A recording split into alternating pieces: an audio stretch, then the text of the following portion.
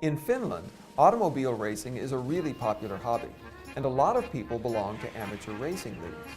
Now, these clubs want the winners to be the best drivers. The actual cars shouldn't make all that much difference. The clubs really want the cars to be, well, junk. So they've come up with two very clever rules. First, if any driver goes to another driver and says, "I want to buy your car," then that driver has to sell. And second, no driver can sell for more than, say, $1,500.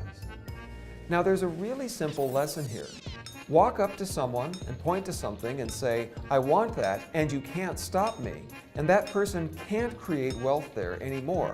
Any wealth that they try to create will just be taken. Now in Finland, this practice is just restricted to these racing leagues, and it's supposed to make the races more exciting. But imagine the devastating poverty that would be created by plans like this for people's homes, or their farms, or their businesses. In Zimbabwe, for example, officials have made it so hard to get a business license that most small business owners operate without any legal proof that they actually own their business. So corrupt officials are then free to help themselves to merchandise, cash, the whole store if they want to. And really, there's nothing the owners can do to tell them no.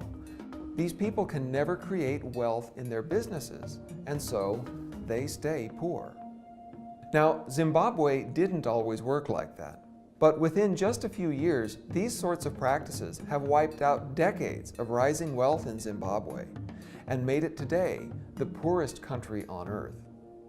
That's because doing less to protect ownership turns out to be a really effective way of creating poverty.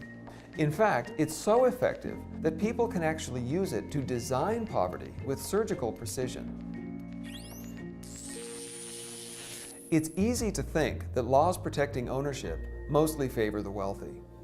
But the fact is that people who are already rich and powerful and politically connected can get a lot more favors when ownership is vulnerable.